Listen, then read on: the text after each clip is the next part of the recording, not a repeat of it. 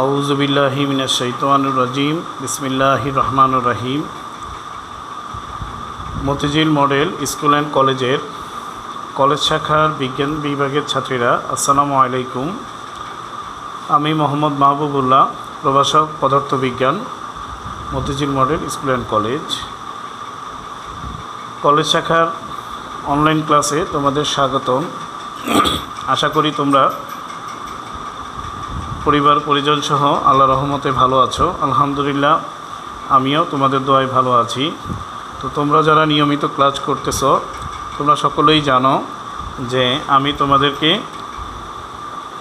পদার্থবিজ্ঞান দ্বিতীয় পত্রের তৃতীয় অধ্যায়, যে অধ্যায়ের নাম চলতরিৎ, এই অধ্যায়টা পড়াচ্ছি। তো ইতোমধ্যে তোমাদের এই অধ্যায়ের 4টি লেকচার সম্পন্ন হয়েছে। আজকে আমাদের পঞ্চম লেকচার এবং অধ্যায়ের শেষ লেকচার। তো সেই লেকচারটা আমরা দেখব। বরাবর যেভাবে আমরা শিখি সেভাবেই আশা করি তোমাদের কাছে খাতা কলম প্রয়োজনীয় উপকরণগুলো আছে। তো প্রথমেই আমরা দেখে নিব শিকনফল। তো প্রিভিয়াস ক্লাসগুলোর ন্যায় আমরা শিকনফলে দেখতে পাচ্ছি যে এই ক্লাস শেষে আমরা যে জিনিসগুলো জানব বা জানার চেষ্টা করব সেইগুলো হচ্ছে: 1, আমরা 3টি যন্ত্র সম্পর্কে প্রাথমিক ধারণা জানব। মিটার ব্রিজ, পটেনশিওমিটার এবং পোস্ট অফিস বক্স সম্পর্কে জানতে পারব। 2, আমরা হুইটস্টোন ব্রিজ নীতি পড়েছিলাম লাস্ট ক্লাসে। সেই হুইটস্টোন ব্রিজ নীতি প্রয়োগ করে গাণিতিক সমস্যা সমাধান করতে পারব এবং কিছু গুরুত্বপূর্ণ অনুধাবন প্রশ্ন নিয়ে আলোচনা করার চেষ্টা করব। তো শিক্ষার্থীরা, আশা করি তোমরা এই শিক্ষণফল উঠিয়ে ফেলেছ। তো আমরা মূল পড়ায় চলে যাচ্ছি। যে তোমরা যদি খেয়াল করো, দেখবা তোমাদের এই অধ্যায়ের শেষে 3টি পরীক্ষা আছে। যে মিটার ব্রিজের সাহায্যে অজানা তারের আপেক্ষিক রোধ নির্ণয়, তারপরে পটেনশিওমিটারের সাহায্যে 2টি কোষের তড়িৎচালক শক্তি নির্ণয় বা তড়িৎচালক শক্তির তুলনা, এবং পোস্ট অফিস বক্সের সাহায্যে অজানা তারের রোধ নির্ণয়। 3টি পরীক্ষা আছে। সেই 3টি পরীক্ষায় আমরা 3টি যন্ত্র ব্যবহার করব। এই যন্ত্র 3টি সম্পর্কে আমরা জাস্ট প্রাইমারি ধারণাটা আমাদের থিওরির জন্য জানব। প্রথমে আমরা জানব মিটার ব্রিজ কাকে বলে। মিটার ব্রিজ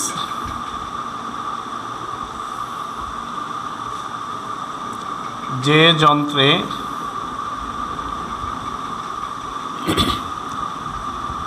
1 মিটার দৈর্ঘ্যের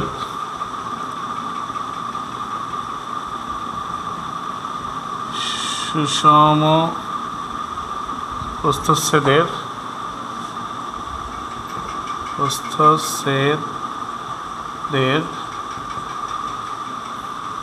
যে যন্ত্রে 1 মিটার দৈর্ঘ্যের সুষম প্রস্থচ্ছেদের তার ব্যবহার করে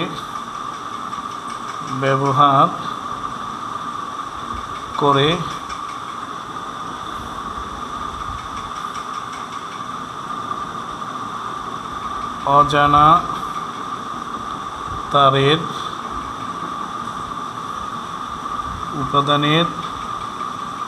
উপাদানের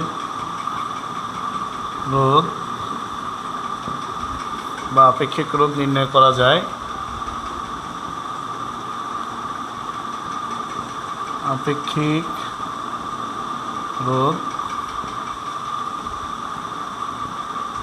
নির্ণয় করা যায়, তাকে মিটার ব্রিজ বলে।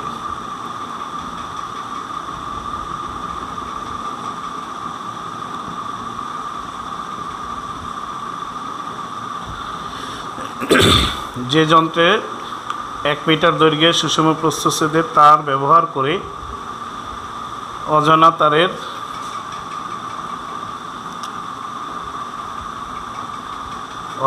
তারের উপাদানের রোধ বা আপেক্ষিক রোধ নির্ণয় করা যায়, তাকে মিটার ব্রিজ বলে। তো মিটার ব্রিজ একটি যন্ত্র। এটা মিটার ব্রিজ হওয়ার কারণ তোমরা সংজ্ঞায় বুঝতে পারতেছো যে এই যন্ত্রে আমরা যেই তারটিকে কাজে লাগিয়ে 1 মিটার কাজে লাগিয়ে অজানা তারের উপাদানের আপেক্ষিক রোধ নির্ণয় করব, ওই তারটির দৈর্ঘ্য হচ্ছে 1 মিটার। যার কারণে আমরা এটাকে মিটার ব্রিজ বলি।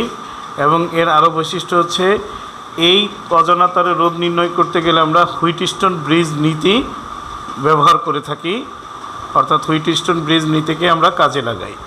তাহলে আমরা মিটার ব্রিজ সম্পর্কে জানলাম। তো আমরা এটা ডিটেলস জানবো ব্যবহারিক ল্যাবে, ব্যবহারিক ক্লাসে, কারণ এটা আমাদের ব্যবহারিকের একটা অংশ। তো আমাদের জ্ঞানমূলক প্রশ্ন হিসাবে মিটার ব্রিজ কাকে বলে আসতে পারে, তো আমরা সেটা শিখলাম। এরপর আসি আমাদের দ্বিতীয় আরেকটা ব্যবহারিক, যে ব্যবহারিকটার নাম আমি বলেছিলাম যে পটেনশিওমিটারের সাহায্যে দুটি কোষের তড়িৎচালক শক্তির তুলনা।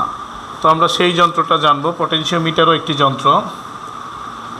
পটেনশিওমিটার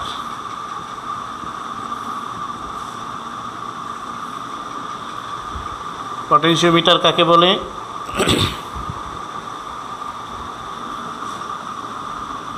যে যন্ত্রের সাহায্যে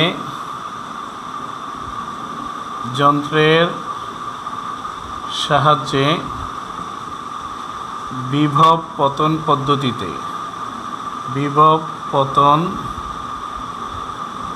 পদ্ধতিতে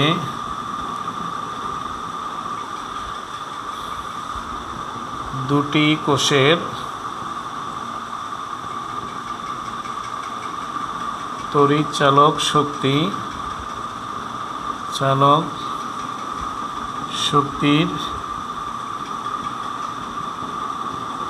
তুলনা করা যায় কিংবা কোনো বর্তনীর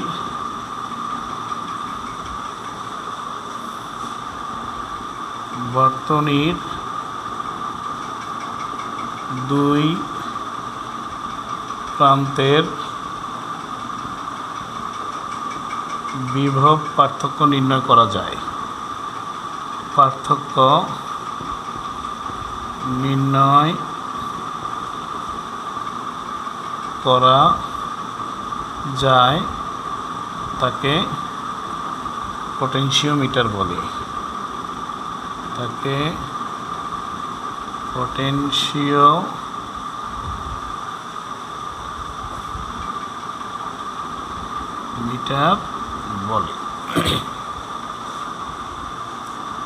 তাহলে দেখো, পটেনশিওমিটার আরেকটি যন্ত্র।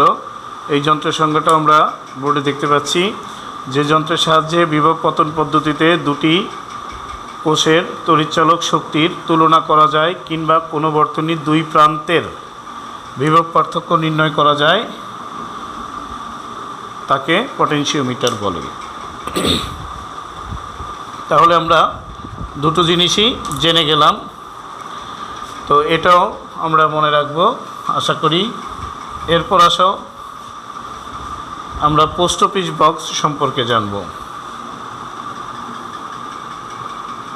পোস্ট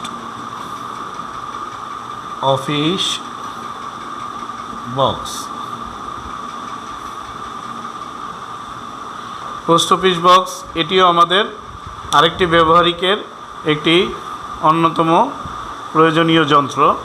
তো পোস্ট অফিস বক্স একটি যন্ত্র। আমরা ইতিমধ্যে দুটি দেখেছি, মিটার ব্রিজ যা একটি যন্ত্র, আবার পটেনশিওমিটার সেটিও একটি যন্ত্র।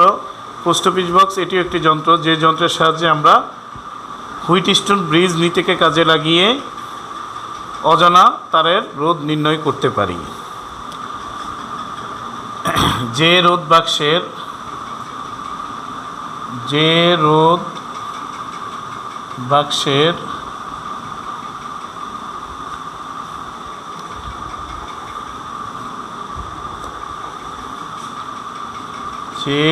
বাক্সের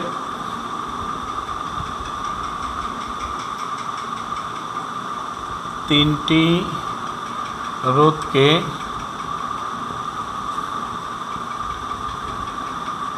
হুইটস্টোন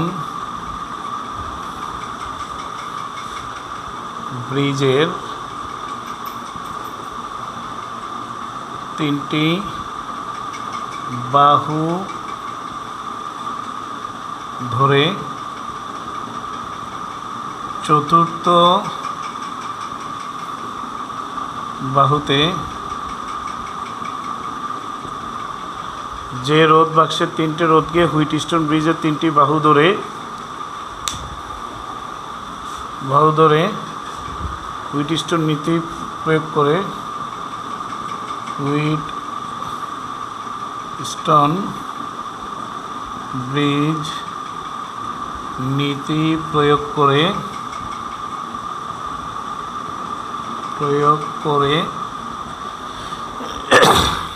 চতুর্থ বাহুতে অজানা তারের রোধ নির্ণয় করা যায়। অজানা তারের রোধ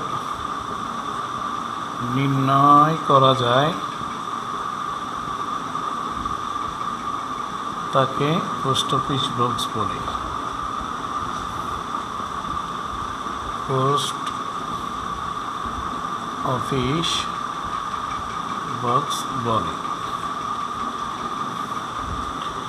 তাহলে দেখি, যে রোধ বাক্সের তিনটি বাহুকে হুইটস্টোন ব্রিজের তিনটি বাহু ধরে হুইটস্টোন ব্রিজ নীতি প্রয়োগ করে চতুর্থ বাহুতে অজানা রোধ নির্ণয় করা যায়, তাকে পোস্ট অফিস বক্স বলে।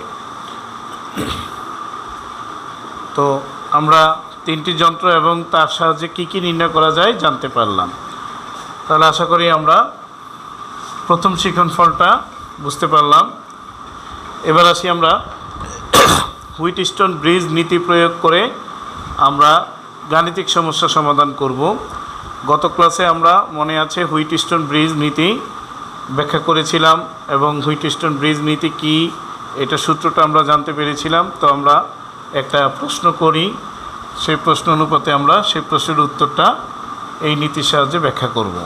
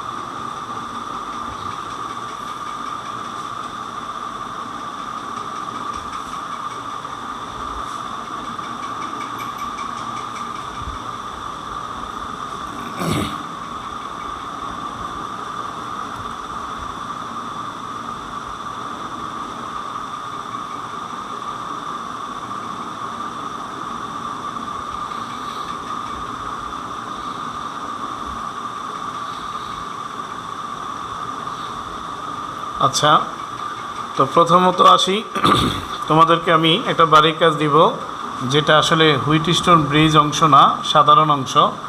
যদি আমরা এই প্রশ্নটাকে কমপ্লিট করি, দেখো আমি ধরে নিলাম এখানে 20 ভোল্টেজ।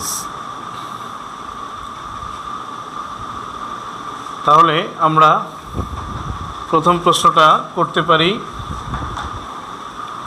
আজকের উদ্দীপক অনুসারে, মিটার ব্রিজ কাকে বলে? মিটার ব্রিজ কাকে বলে? খ,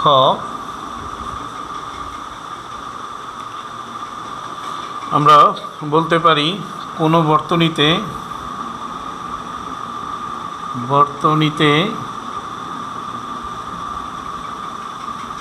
অ্যামিটারকে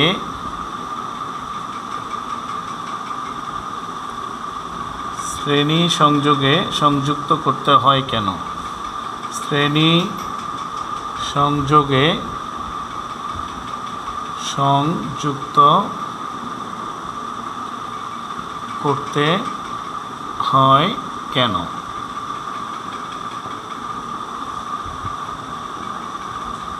গ, যদি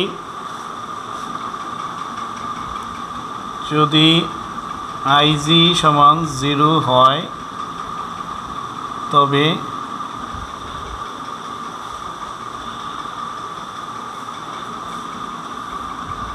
বর্তনীর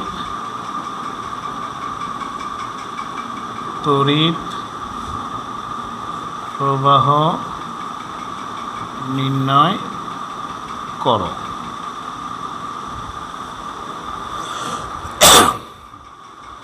তাহলে IG সমান 0 হয় তাহলে বর্তনীর তড়িৎ প্রবাহ নির্ণয় করো।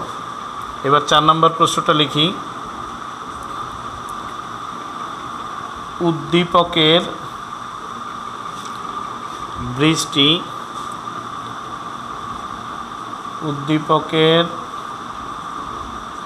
ব্রিজটি সাম্যাবস্থায়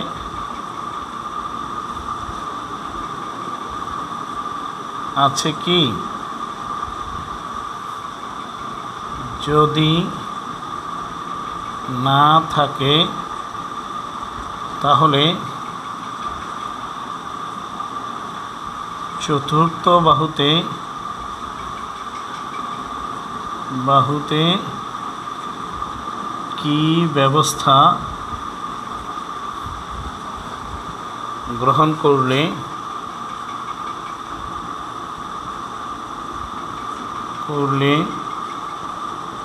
বৃষ্টি সাম্যাবস্থায় আসবে?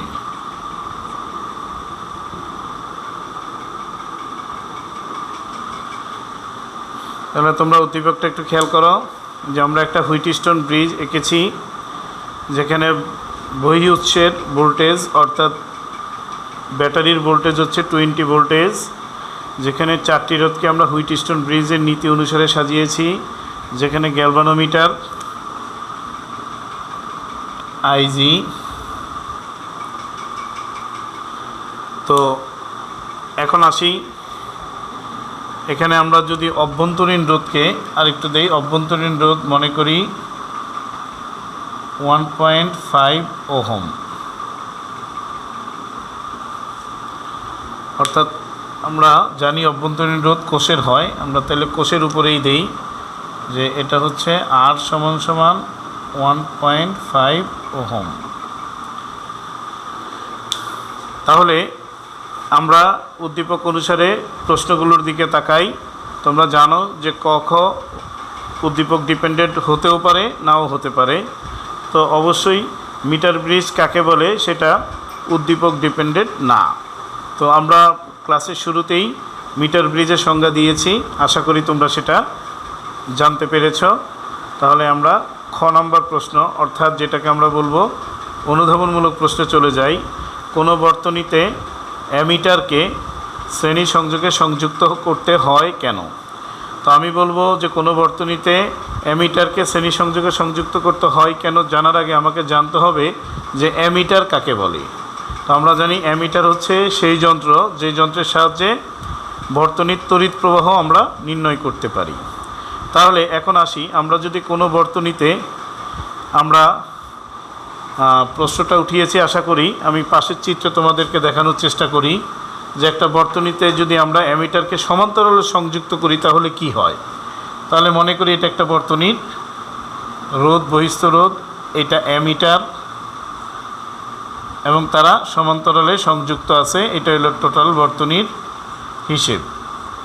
এটা যদি আমরা খেয়াল করি তাহলে এখান থেকে যে তড়িৎটা প্রবাহিত হচ্ছে, খেয়াল করো, যেহেতু এই আর এর তুলনায় অ্যামিটারের রোধকে আমরা ছোটো হাতের আর ধরি, তাহলে এখানে তোমাদের মনে রাখতে হবে যে ছোটো হাতের আর লেস দেন গ্রেটার আর।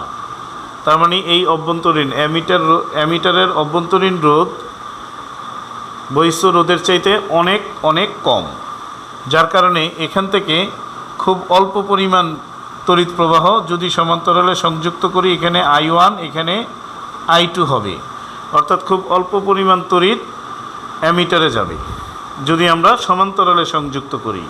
কিন্তু আমার অ্যামিটার বর্তনীতে সংযুক্ত করার উদ্দেশ্য হচ্ছে বর্তনীর মোট প্রবাহ মাপা। তাহলে সিম্পলি দেখো, আই এর অংশ এখানে ভাগ হয়ে একটা অ্যামিটারের মধ্যে দিয়ে যাবে, একটা বর্তনীর বহিঃস্থ রোধের মধ্যে দিয়ে যাবে। তাহলে পুরা প্রবাহটা যেহেতু অ্যামিটারের মধ্য দিয়ে যাচ্ছে না, তাহলে অ্যামিটার কিন্তু সমান্তরালে সংযুক্ত করলে টোটাল প্রবাহটাকে মাপতে পারতেছে না। কিন্তু যদি আমি অ্যামিটারটাকে শ্রেণীতে সংযুক্ত করি, দেখো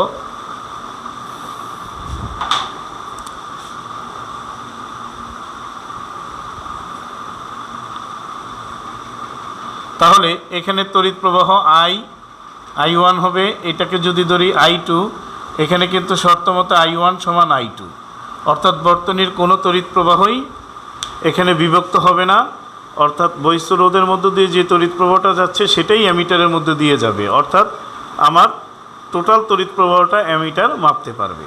তাই আমরা বলতে পারি কোনো বর্তনীতে অ্যামিটারকে শ্রেণীতে সংযুক্ত করতে হয়। আশা করি আমরা বুঝতে পেরেছি। তো আমরা কখ মুছে ফেলতেছি। এবার গয়ের প্রশ্নের অ্যান্সারটা আমি তোমাদেরকে করাবো না, জাস্ট হিন্টস দিয়ে দিব, আশা করি তোমরা বাসায় করতে পারবা। তোমাকে বলা হয়েছে যদি IG 0 হয় তবে বর্তনীর তড়িৎ প্রবাহ নির্ণয় করো। তাহলে IG যদি 0 হয়, অথবা এখানে আমরা একটু প্রশ্নটা চেঞ্জ করব, নাহলে আমাদের একটু কঠিন হয়ে যাবে। 3 নম্বর প্রশ্নটা আমরা আবার একটু লিখি। উদ্দীপকের বর্তনীতে গ্যালভানোমিটারকে উপেক্ষা করলে, গ্যালভানোমিটারকে উপেক্ষা করলে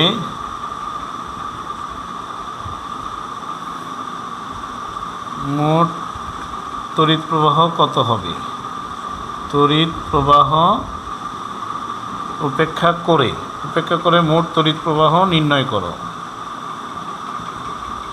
প্রবাহ নির্ণয় করো। উদ্দীপকের গ্যালভানোমিটারকে উপেক্ষা করে, এখানে আমি একটু সহজ করে দিলাম এই জন্য যে গ্যালভানোমিটার থাকলে তার রোধটাকে কাউন্ট করতে হবে, তাহলে আমাদের ঝামেলাটা বেড়ে যাবে। এই জন্য আমরা উদ্দীপকের গ্যালভানোমিটারকে উপেক্ষা করে মোট তড়িৎ প্রবাহ নির্ণয় করো বললাম। তাহলে গ্যালভানোমিটারটাকে উপেক্ষা করা মানে ধরে নিতে হবে এই গ্যালভানোমিটারটা নাই, উপেক্ষা করা মানে এই গ্যালভানোমিটারটা নাই। তাহলে তোমাদের বুঝতে হবে যে এই গ্যালভানোমিটারটা যখন থাকবে না তখন এটা কিন্তু হুইটস্টোন ব্রিজ আর হলো না, সাধারণ একটা বর্তনী হয়ে গেল, অর্থাৎ হুইটস্টোন ব্রিজের বর্তনী আর হলো না। তাহলে সাধারণ বর্তনীতে আমাদের এখানে তড়িৎ প্রবাহ নির্ণয়ের সূত্রটা আমাদের জানা আছে যে I = E/R + R। এটা আশা করি তোমাদের জানা আছে, অর্থাৎ আমার এই আইটাই নির্ণয় করতে হবে, তাহলে I = E/R + R। তো এইখানে এই আরটা হচ্ছে বর্তনীর মোট রোধ, আর স্মল আরটা হচ্ছে অভ্যন্তরীণ রোধ। তাহলে আমরা বর্তনীর মোট রোধ নির্ণয় করতে গেলে দেখো এখানে আইটা এসে দুইটা অংশে ভাগ হচ্ছে। ধরি এটা I1, এটা I2, এটা I3, এটা I1, এটা I2, এটা I3, আর এটা I4 আমি ধরে নিলাম। তাহলে দেখা যাচ্ছে যে আমরা যদি এইখানে এইভাবে সংযুক্ত করি এই দুইটা শ্রেণী আবার এই দুইটা শ্রেণী, অর্থাৎ I1 I2 শ্রেণীতে আছে। I1 ও I2, তার মানে I1 এর জন্য আমার রোধ হচ্ছে, এটাকে আমরা R1 ধরবো, R1 = 5 ধরলাম, আর এটাকে R2 ধরলাম, এটাকে R3 ধরলাম, এটাকে R4 ধরলাম। তাহলে এখানে R1 R2 শ্রেণীতে আমরা উদ্দীপকটা মুছে দেই, তাইলে বুঝতে পারবা তোমরা। তাইলে RS1 = R1 + R2, একইভাবে RS2 = R3 + R4। তাহলে এই দুইটা শ্রেণীতে করলাম, শ্রেণীর সূত্র এটা আমাদের জানা আছে। R3 R4 শ্রেণীতে, তাদেরকেও আমরা শ্রেণীতে সংযুক্ত করলাম। এখন এই দুইটা আবার আছে প্যারালাল, তার মানে এই দুইটা মিলে হবে RP, 1/RP = 1/RS1 + 1/RS2। তাহলে এইখানে যে রেজাল্টটা আসবে, RS এর মানটা আমরা এখানে বসাবো, RS1, RS2 এর মানটা আমরা এখানে বসাবো।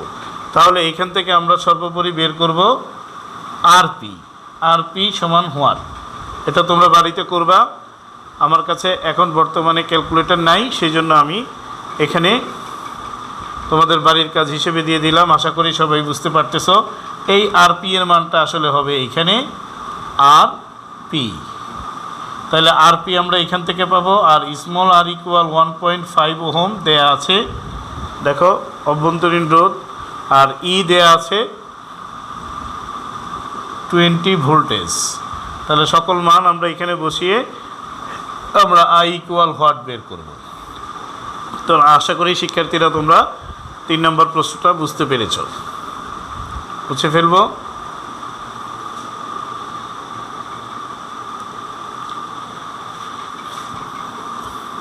আচ্ছা, এখন আসি, আমরা 4 নম্বর উদ্দীপকটা মুছে ফেলবো, কিন্তু 4 নম্বর প্রশ্নটা মুছে ফেলবো।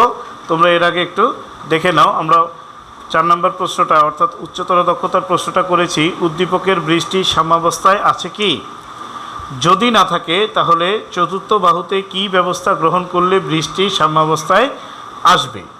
তার মানে আমরা এখন আবার আগের রূপে চলে যাব। তাহলে আমরা আমাদের চিত্রটাকে আবার আগের অবস্থায় নিয়ে যাই।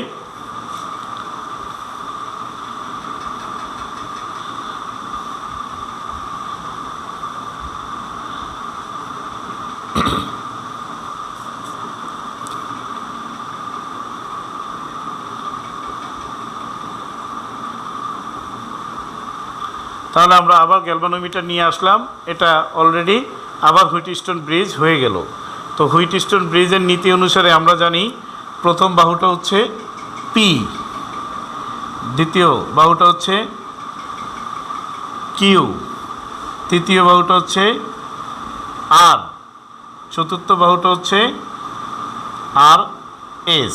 এটা আমাদের মনে রাখতে হবে, কারণ আমরা একজন বিজ্ঞানীর নির্দিষ্ট সূত্র বা নীতি আমরা পড়তেছি। তাহলে তার নিয়ম অনুসারে এইখানে যেই রোডটা থাকবে তা হবে P, এখানে Q, এখানে R, এখানে S। তাহলে প্রথম বাহু, দ্বিতীয় বাহু, তৃতীয় বাহু, চতুর্থ বাহু, এটা আমাকে বুঝতে হবে।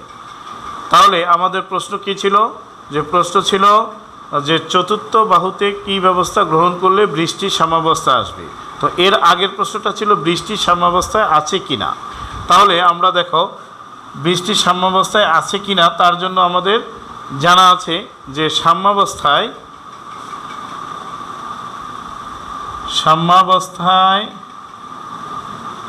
হুইটস্টোন ব্রিজের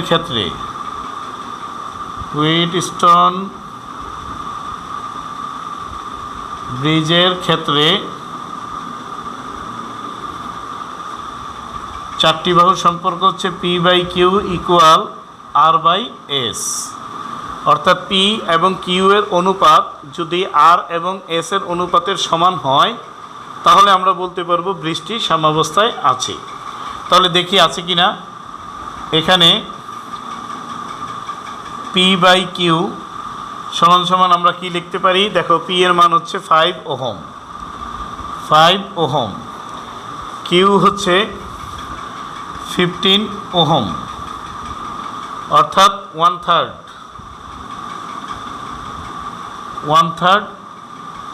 হচ্ছে তাদের অনুপাত। এবার আসি পি বাই কিউর অনুপাত পেলাম। এবার আর বাই এস এর অনুপাত।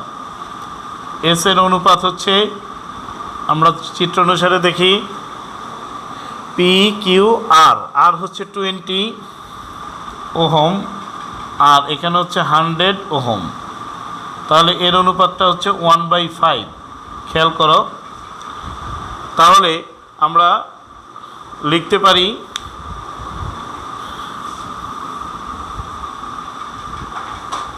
যেহেতু P by Q not equal R by S, সুতরাং বৃষ্টি সাম্যাবস্থায় নাই। যেহেতু P by Q not equal R by S, সুতরাং বৃষ্টি সাম্যাবস্থায় নেই।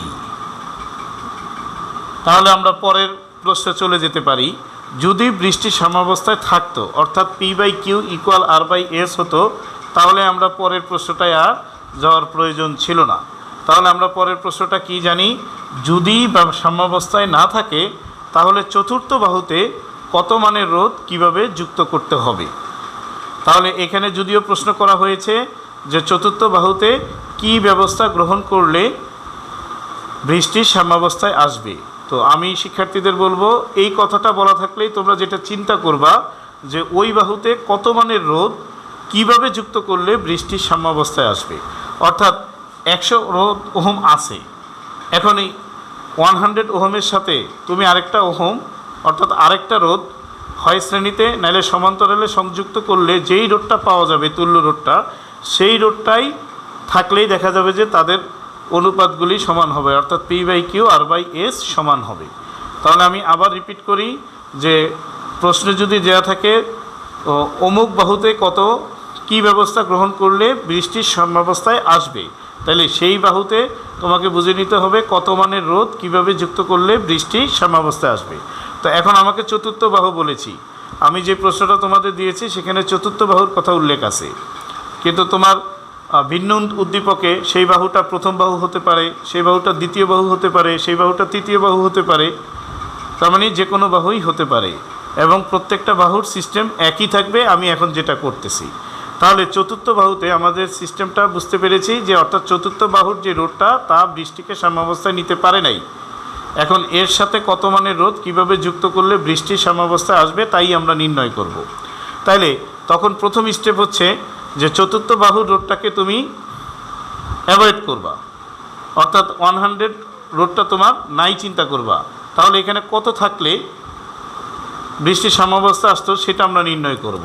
তাহলে এখন প্রথমে আসি পি বাই কিউ সমান সমান আর বাই S1 ধরলাম। এই এসের বদলে আমি ধরলাম S1 থাকলে বৃষ্টির সাম্যাবস্থায় আসতো। তাহলে S1 এর মানটা আমরা বের করব। S1 ইকুয়াল আর গুণন কিউ ডিভাইডেড বাই পি। তাহলে আর এর মান হচ্ছে 20 গুণন কিউ, কিউ এর মান হচ্ছে 15 ডিভাইডেড বাই 5। তাহলে আমরা দেখো ক্যালকুলেশন করলে ইজিলি লিখতে পারি যে S1 ইকুয়াল 60 ওহম। তাহলে একটু খেয়াল করো যে আমরা এই এসের মানটা 100 ছিল, এটাকে অ্যাভয়েড করে মনে করলাম এটা নাই, এখানে আমরা কত মানের রোধ যুক্ত করলে বৃষ্টির সাম্যাবস্থায় আসবে 60 মানের। তাইলে দেখো এই 100-এর জায়গায় 60 বসিয়ে দেখো তাদের অনুপাতগুলি সমান হবে, অর্থাৎ পি বাই কিউ এর অনুপাত হবে 1/3, আবার আর বাই এস এর অনুপাত হবে 1/3। অর্থাৎ যদি 100 মানের রোধ না ব্যবহার করে 60 মানের রোধ ব্যবহার করতাম তাহলে বৃষ্টির সাম্যাবস্থায় আসতো এইটা। কিন্তু এখন আমাকে প্রশ্ন করা হয়েছে কি ব্যবস্থা গ্রহণ করলে, তার মানে তুমি 100% বাদ দিতে পারবে না, এমন ব্যবস্থা করতে হবে 100%কে কমিয়ে 100 ওহমকে কমিয়ে তোমার 60 ওহমে আনতে হবে। তাহলে এখানে তোমার যেটা লিখতে হবে, লেখো যেহেতু S1 লেস দেন S, অর্থাৎ 60 ওহম লেস দেন 100 ওহম, অর্থাৎ যেটা ছিল তার চাইতে কম মানের রোধ যেহেতু এখানে যুক্ত করলে বৃষ্টির সাম্যাবস্থায় আসে, তাইলে আমাকে যেটা করতে হবে যে এটাকে কমাইতে হবে। তাহলে রোধকে কমানোর উপায় হচ্ছে তার সাথে অন্য একটা রোধ সমান্তরালে সংযুক্ত করা। তাহলে যেহেতু S1 লেস দেন S, অর্থাৎ 60 ওহম লেস দেন 100 ওহম, সুতরাং S2 মানের রোধ S এর সাথে সমান্তরালে যুক্ত করলে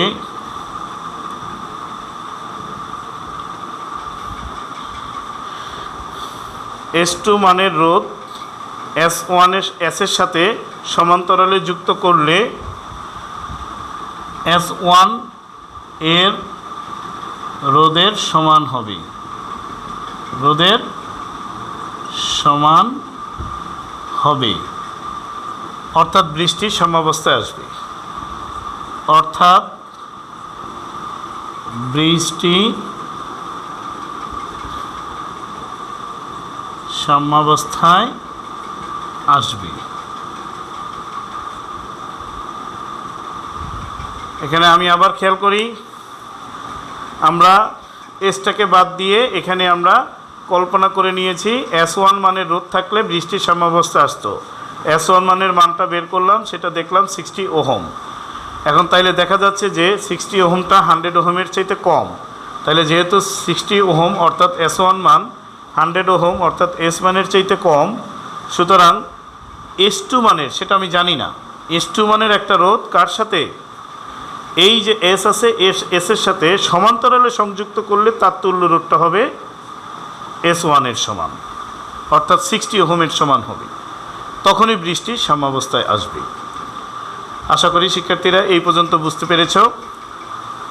এরপর আসি, যদি এটা এমন হতো যে এটা 60 ওহম না হয়ে 100-এর বেশি হতো, তখন কিন্তু আমরা এখানে গ্রেটার দেন দিতাম, অর্থাৎ তখন লিখতাম S1 গ্রেটার দেন S, অর্থাৎ 100-এর চেয়ে বেশি কোনো মান 100-এর চাইতে কম, সুতরাং তখন S2 মানের রোধ S এর সাথে তখন সমান্তরালে না করে শ্রেণীতে করতাম। কেন? কারণ এখন 100-কে কমাতে হবে, তাহলে কোনো রোধকে কমাতে হলে, কমিয়ে তুল্য রোধ বের করতে হলে নিয়ম হচ্ছে সেই রোধের সাথে অন্য একটা রোধ সমান্তরালে সংযুক্ত করতে হয়। কিন্তু কোনো একটা রোধ আছে, তাকে যদি আমি বাড়াতে চাই তাকে রেখে, তাহলে তার সাথে অন্য একটি মানের রোধ শ্রেণীতে সংযুক্ত করতে হবে। তাহলে এখানে যেহেতু আমার কমাতে হবে, সমান্তরালে সংযুক্ত করেছি। যদি আমার ক্যালকুলেশনে বাড়াতে হতো তাহলে আমাকে অবশ্যই শ্রেণীতে সংযুক্ত করতে হতো। আশা করি আমরা বুঝতে পেরেছি। তাহলে এই কথা অনুসারে আমরা কাজটা করি। তার মানে বোঝা যাচ্ছে যে S2 মানের রোধ S এর সাথে সমান্তরালে সংযুক্ত করতে হবে, S এর সাথে। তার মানে 1/S প্লাস 1/S2, এই দুইটার সমান্তরাল সংযোগ হচ্ছে 1/S1।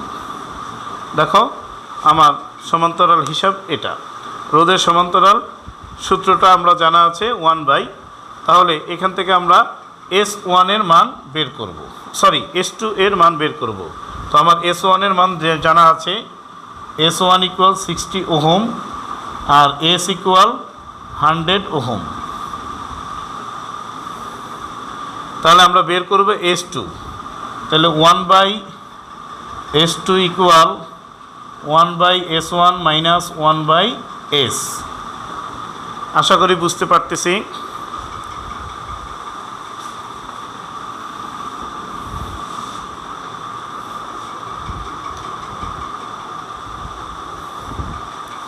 এখন আসি, মান বসিয়ে দেই।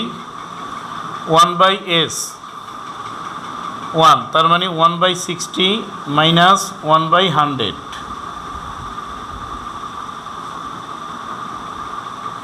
এখন এই দুইটার লসাগু কত আসে? এই দুইটার লসাগু আমরা দেখি 60 100, 2 দিয়ে দিলে হয় 30 50, 2 দিয়ে দিলে হয় 15 25, 5 দিয়ে দিলে হয় 3 5, তাহলে 3 5 15, 5 15 75, 75 দুগুণে 150, 150 দুগুণে 300, এখানে হয় 300। তাহলে 300 হলে এখানে 6 5 6 30 অর্থাৎ 5 মাইনাস 3 1/s2 1/s2। আশা করি আমরা বুঝতে পারতেছি। এবার আসি আমরা, যেহেতু শুধু s2 এর মান বের করব, তাহলে উপরে s2 লিখি আর নিচে 1 দরকার নাই। এখানে হবে 300 ডিভাইডেড বাই 5 থেকে 3 গেলে 2, সুতরাং s2 ইকুয়াল 150 মানের রোধ সমান্তরালে সংযুক্ত করতে হবে। s2 ইকুয়াল 150 মানের রোধ যদি আমরা কি করি, সমান্তরালে সংযুক্ত করি, তাহলে অর্থাৎ এবার ফিনিশিং লাইনটা আসি আমরা, অর্থাৎ s2 ইকুয়াল 150 মানের রোধ s ইকুয়াল 100 ওহম মানের রোধের সাথে সমান্তরালে সংযুক্ত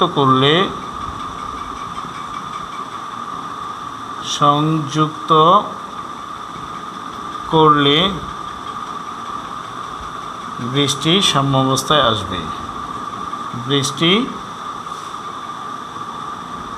সাম্যাবস্থায় আসবে। তাহলে শিক্ষার্থীরা আমরা বুঝতে পেরেছি।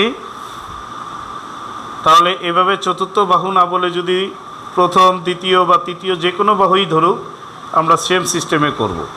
তাহলে আমরা এখানে আমার এইটার বদলে আমরা যেই মানটা পেয়েছি সেটা কম হওয়াতে সমান্তরালে, অর্থাৎ আমার যদি কম হয় তাহলে সমান্তরালে, আর যদি এটার পরিবর্তে আমরা অন্য কোনো মান বের করলে সেটা যদি এর চাইতে বেশি হয় তাহলে শ্রেণীতে সংযুক্ত করতে হয়।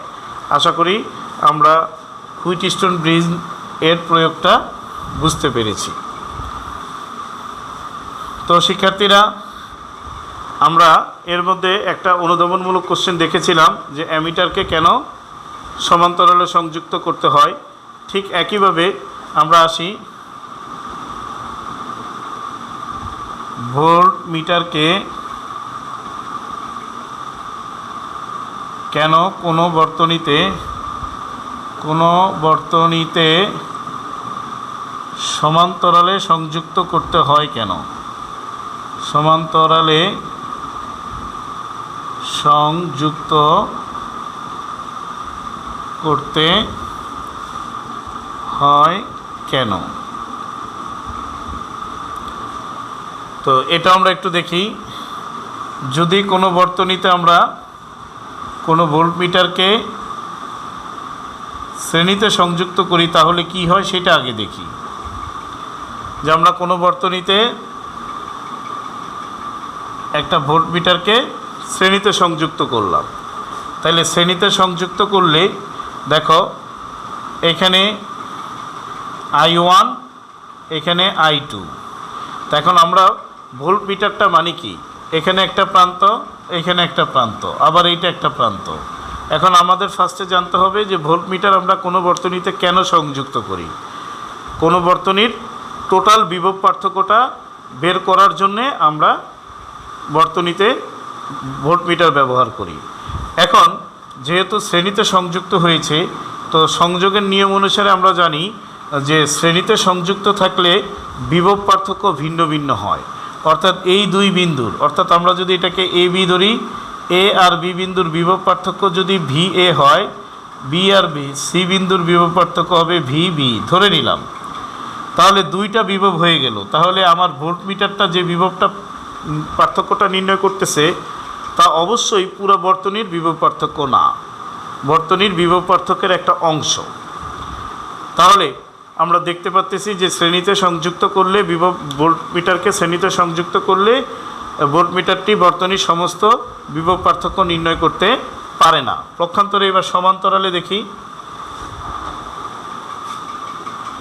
যদি আমরা কোনো বর্তনীতে আমরা ভোল্টমিটারকে সমান্তরালে সংযুক্ত করি, তাহলে দেখো এখানে আইটা এসে দুইটা অংশে ভাগ হচ্ছে, দুইটা অংশে ভাগ হচ্ছে। তাহলে তড়িৎ প্রবাহ ভিন্ন ভিন্ন হোক, কিন্তু দুইটা বিন্দু কমন, এটা এ বিন্দু, এটা বি বিন্দু। তাহলে দুই বিন্দুর বিভব পার্থক্য কিন্তু টোটাল বর্তনীর বিভব পার্থক্যকে বোঝাচ্ছে, টোটাল বর্তনীর বিভব পার্থক্যকে বোঝাচ্ছে। তোমরা চাইলে এই দুইটা বিন্দু, এই দুই বিন্দুও দিতে পারো।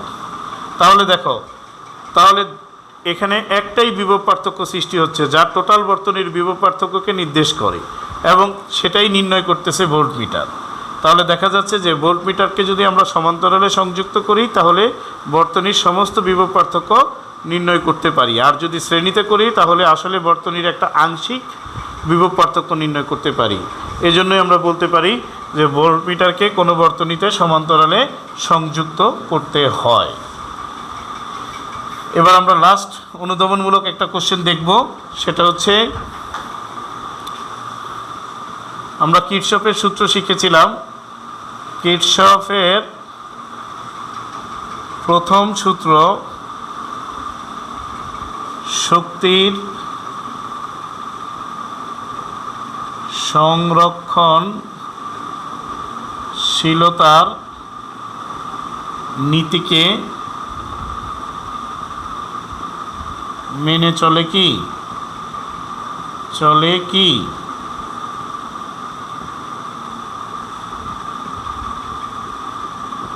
ব্যাখ্যা করো। তাহলে আসি, কিরশফের প্রথম সূত্র শক্তির সংরক্ষণশীলতার নীতি মেনে চলে কি। তো শক্তির সংরক্ষণশীলতার নীতি কি সেটা আমাকে জানতে হবে। যে শক্তির সৃষ্টি বা বিনাশ নাই, শক্তি এক রূপ থেকে আরেক রূপে রূপান্তরিত হচ্ছে মাত্র, এবং মোট শক্তির পরিমাণ নির্দিষ্ট অপরিবর্তনীয়। তাহলে এটা হচ্ছে শক্তির সংরক্ষণশীলতার নীতি। এখন আসি প্রথম সূত্র কি বলছে। তো আমরা জানি প্রথম সূত্র হচ্ছে বর্তনীর কোনো সংযোগ বিন্দুতে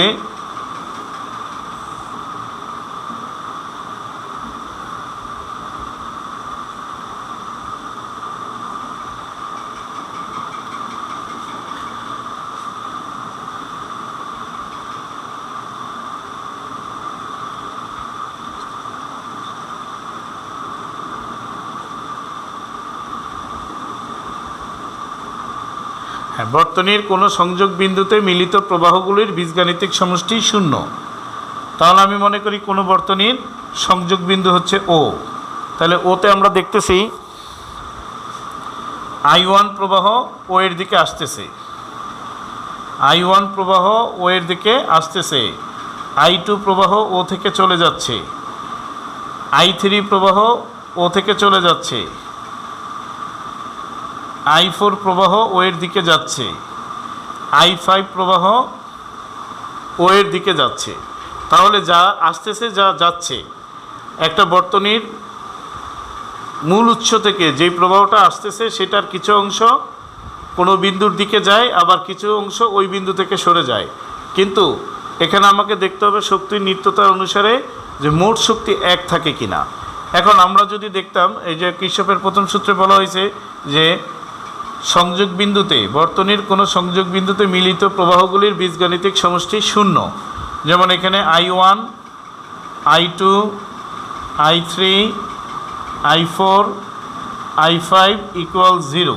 এটা হচ্ছে কিরশফের প্রথম সূত্রের গাণিতিক রূপ। কিন্তু এখন আসি, এই আইগুলোর কোনোগুলো হচ্ছে ও বিন্দুমুখী, আবার কোনোগুলো হচ্ছে ও বিন্দু থেকে দূরে যাচ্ছে, সরে যাচ্ছে, অর্থাৎ বহির্মুখী। তাহলে ও বিন্দুমুখীগুলোকে যদি আমি প্লাস ধরি, যেমন I1 প্লাস, তাহলে I2 হবে মাইনাস, যেটা সরে যাচ্ছে। I3 হবে মাইনাস, আর I4 হবে প্লাস, I5 হবে প্লাস। তাহলে আলটিমেটলি আমরা দেখতে পাচ্ছি যে I1 plus I4 plus I5 সমান সমান I2 প্লাস I3। তাহলে যদি এখানে টোটালটা জিরো না হতো, তাহলে আমরা টোটালটা জিরো যদি না হতো তাহলে আমরা এই কথাটা লিখতে পারতাম না। তাহলে এই কথাটার মিনিং হচ্ছে এই তিনটার যোগফল যেই আই, এই দুইটার যোগফলও সেই একই আই। আমরা যদি একটা বর্তনীতে এবার দেখি তাইলে আমরা আরও ভালো বুঝবো। আমি আবার বলতেছি, যদি আমি কির্চফের সূত্রে এখানে জিরো না বলতাম, অর্থাৎ কির্চফ একজন বিজ্ঞানী, তিনি যদি এখানে জিরো না বলতেন তাহলে আমরা এই থিওরিটা লিখতে পারতাম না। তাহলে এটা যদি লিখতে পারি তাহলে এই তিনটার যোগফল যেই মোট প্রবাহ, এই দুইটার যোগফল সেম মোট প্রবাহ। সেটা আমরা একটু বর্তনীতে দেখি, তাহলে আমরা বুঝতে পারবো। মনে করি একটা বর্তনীতে এই এ বিন্দুতে এসে আই তড়িৎ প্রবাহটা তিনটা ভাগে ভাগ হয়েছে, I1, I2, I3। তাহলে এখন আমরা যদি এটাকে কির্চফের সূত্র অনুসারে বর্তনীর সংযোগ বিন্দু বলি, তাইলে শুধু আইটা এর দিকে আসতেছে, কিন্তু I1, I2, I3 এ থেকে সরে যাচ্ছে। তাহলে আমরা বলতে পারি I plus I1 plus I2 plus I3 equal 0। তাহলে আলটিমেটলি যেহেতু এটা এ বিন্দুর দিকে আসতেছে, তাহলে আই যদি প্লাস হয় তাহলে এই তিনটা মাইনাস, অর্থাৎ minus I1 minus I2 minus I3 equal 0। তাহলে দেখো আলটিমেটলি যেই আইটা এখানে তিন অংশে ভাগ হচ্ছে, তিনটার যোগফল আবার সেই একই আই। তাহলে যেই শক্তিটা এই বিন্দুতে আসতেছে সেই শক্তিটা তিনটা ভাগে ভাগ হলেও মোট শক্তির কোনো পরিবর্তন হয় নাই, মোট শক্তিটা আশা শক্তির সমান। এখন এখানে যদি জিরো না হতো তাহলে এটা হইতো না। তাহলে এবার আমরা শক্তির নিত্যতা সূত্রে যদি বুঝি যে শক্তির নিত্যতা সূত্র তাই বলছে শক্তির রূপান্তর আছে, তার মানে তিনটা অংশে ভাগ হয়েছে কিন্তু মোট শক্তির পরিমাণ এক। তাহলে আমরা বলতে পারি কির্চফের প্রথম সূত্র শক্তির নিত্যতা সূত্রকে মেনে চলে। তো শিক্ষার্থীরা, আমরা 2-3টা অনুধাবনমূলক কোশ্চেনও গুরুত্বপূর্ণ দেখেছি। তো আমি বলবো আজকেই আমার এই চ্যাপ্টারের শেষ লেকচার। তো তোমরা বইয়ের সাথে অবশ্যই সম্পর্ক রাখবা। বইয়ের যে অনুধাবন, যে জ্ঞানমূলক প্রশ্নগুলো আছে এবং আমি প্রিভিয়াস লেকচারগুলোতে যা যা আলোচনা করেছি সেগুলোর উপর নির্ভর করে আমরা বিভিন্ন বোর্ড কোশ্চেন, বিভিন্ন সরকারি কলেজের কোশ্চেন এবং বিভিন্ন গুরুত্বপূর্ণ প্রশ্নগুলো দেখব। এবং অবশ্যই আমাদের সরাসরি ক্লাসে আমরা এই চ্যাপ্টারের উপর কিছু সৃজনশীল করব, সেখানে তোমরা অবশ্যই ক্লাস করবা। সেই প্রত্যাশায় সবাই ভালো থাকো, সুস্থ থাকো। সবাইকে আল্লাহ হাফেজ, আসসালামু আলাইকুম।